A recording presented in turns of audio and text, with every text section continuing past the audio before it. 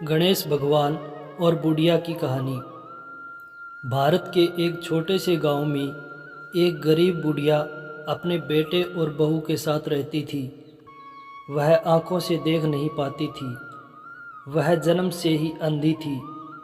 उसका परिवार बेहद ही अभावग्रस्त स्थिति में था। 2 वक्त का खाना भी ठीक से नसीब ना हुआ करता था।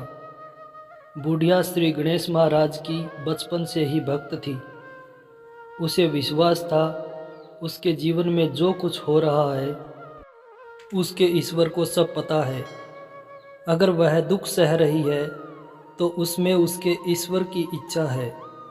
ईश्वर की इच्छा मानकर वह अभी तक उनकी भक्ति करती आ रही है। बुढ़िया की भक्ति से प्रसन्न होकर गणेश जी उनके समक्ष प्रस्तुत होते हैं और कहते हैं, माता, तूने मेरी जीवन भर सच्चे मन से भक्ति की है। मैं तेरी भक्ति से प्रसन्न हूँ। मैं मनोवांछित वर देने के लिए आया हूँ। तुम्हें जो मांगना है वह मुझसे मांग सकती हो। बुढ़िया अपने जीवन के अंतिम दिन गिन रही थी, अर्थात जीवन के अंतिम पड़ाव पर थी। ऐसे में उसने श्री गणेश जी से कहा, मैंने अपना सारा जीवन तो जी लिया है, मुझे किसी और इच्छा की चाह नहीं है। गणेश जी ने कहा, तुम अपने बेटे बहू से पूछकर मांग लो। बुढ़िया ने अपने बेटे से पूछा तो उसने गरीबी दूर करने के लिए खूब सारा धन मांगने को कहा।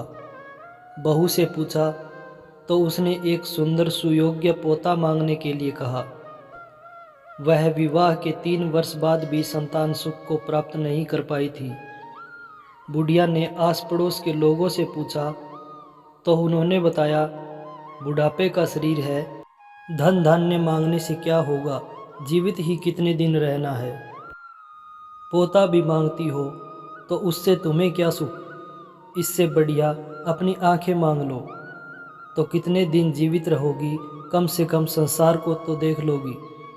बुढ़िया काफ़ी देर सोच विचार के बाद अपने प्रभु से मांगने के लिए पहुंचती है।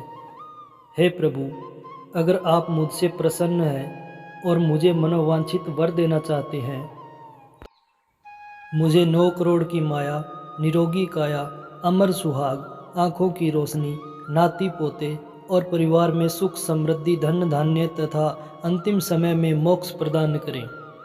गणेश जी मुस्कुराते हुए तथास्तु कहते हुए बुढ़िया माई की प्रशंसा करने लगे।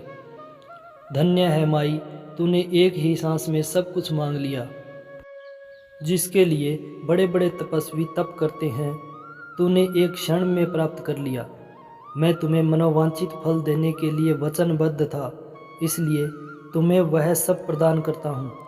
ऐसा कहते हुए गणेश जी भगवान अंतर्ध्यान हो गए। बोलो गणेश भगवान की जय। दोस्तों, अगर आपको यह कहानी अच्छी लगी है तो वीडियो को लाइक और दोस्तों के साथ साझा करना न भूलें।